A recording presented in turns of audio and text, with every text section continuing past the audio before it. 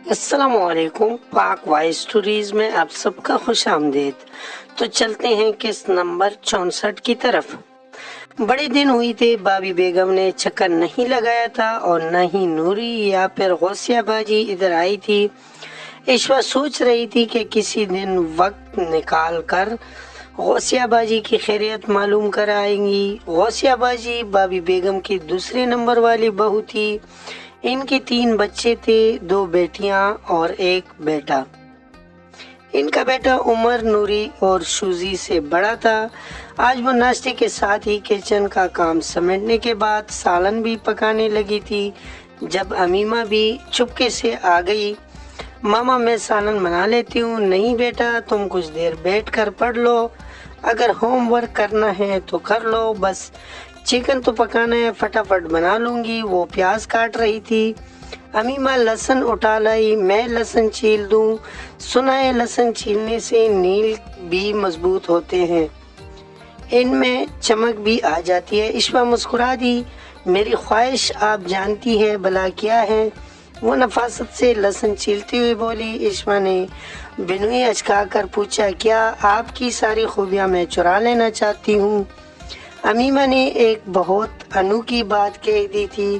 وہ کچھ پل کے لیے تو بیٹی کا چہرہ دیکھتے ہوئے ساکت ہو گئی۔ مجھ میں بھلا کون سی خوبی ہے؟ وہ سنبھل کر گویا ہوئی۔ امیمہ کی اس عجیب سی خواہش نے اسے بہت حیران ہی تو کر دیا تھا۔ آپ میں اتنی خوبیاں ہیں جن کا کوئی حساب نہیں۔ ہم پراؤڈ فیل کرتے ہیں کہ آپ ہماری ماں ہیں۔ ہمارے فرینڈز آپ کو اور پاپا کو دیکھ کر رش کرتی ہیں۔ آپ ساری دنیا کے ماؤں سے زیادہ سویٹ ہے ماما۔ امیمہ نے بہت بے ساختگی کے عالم میں اس کے رخسار چوم لیے۔ اس سے والہانہ انداز نے عشوہ کی آنکھوں کو پر نم کر دیا تھا۔ ہر بچہ اپنے ماں کے لیے ایسے ہی محسوسات رکھتا ہے میری جان۔ وہ اس کی گال چوم کر اٹھ گئی۔ اس بات سے انکار نہیں، میں مانتی ہوں، مگر آپ پھر بھی بہت سویٹ ہے۔ امیمہ نے لہسن چھیل دی تھے۔ اب وہ ڈھیروں سرخ ٹماٹر کاٹنے لگی تھی۔ اسی پل عروسہ نے کچن میں جھانکا۔ بھابی میں نوری کی طرف جا رہی ہوں، کانا ادھر ہی کھا لوں گی، ایمن کو میرے پیچھے نہ بھیجے گا۔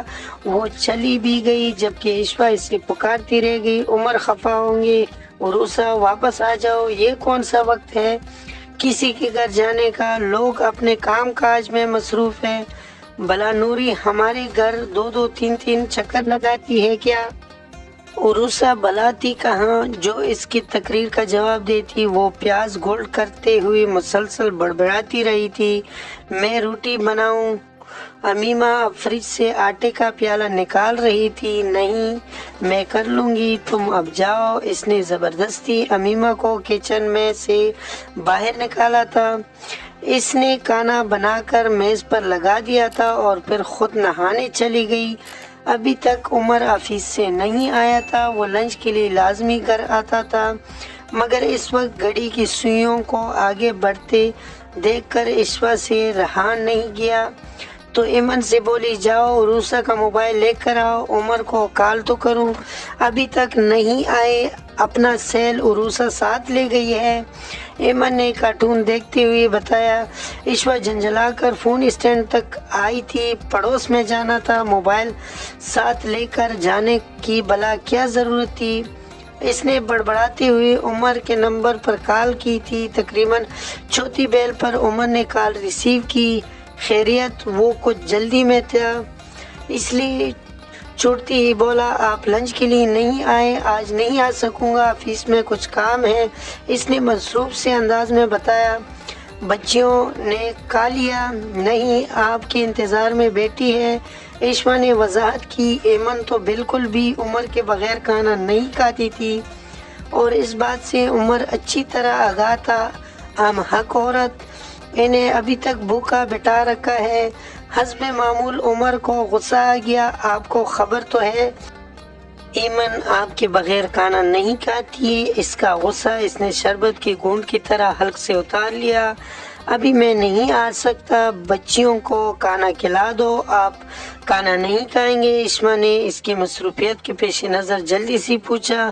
20 منٹ کی بریک ہوئی ہے، ابھی بس کھانے ہی لگا ہوں۔ اچھا پھر اللہ حافظ۔ اشما نے فون رکھنے سے پہلے ویٹر کے آواز کے ساتھ کچھ اور بھی آوازیں سنی تھی، زنانہ اور مردانہ آوازیں۔ شاید عمر اپنے سٹاف کے ساتھ کسی ہوٹل میں موجود تھا، سو اشما نے فون رکھ کر کھانا لگانا شروع کر دیا۔ بچیاں کھانا کھا چکی تھی، امیمہ نے برتن بھی سمیٹ لی تھے، سو اشما ظہر کی نماز ادا کرنے لگی۔ معمول کی تسبیح تلاوت کے بعد وہ اٹھ کر باہر آئی، بچیوں کے کمرے میں جھانکا تو تینوں کو سوتا پا کر وہ عروسہ کے کمرے میں آ گئی۔ وہ ابھی نوری کے گھر سے نہیں آئی تھی، کچھ سوچ کر وہ بیرونی گیٹ بند کر کے بابی بیگم کی طرف آ گئی۔ بابی بیگم اپنا مخصوص تخت پر بیٹھی تھی، اشفا کو دیکھ کر گویا کھل اٹھی۔ امید ہے آپ لوگوں کو یہ سٹوری کا کیس پسند آیا ہوگا۔ اگر پسند آیا ہے تو ویڈیو کو لائک کر لیں، کمنٹ میں اپنی رائے کا اظہار ضرور کر لینا اور چینل کو سبسکرائب کر لیں، بیل نوٹیفیکیشن کو آن کر لیں تاکہ ہمارا آنے والا کیس آپ کو بآسانی پہنچ سکے۔ اگلے کیس میں پھر انشاءاللہ ملاقات ہوگی۔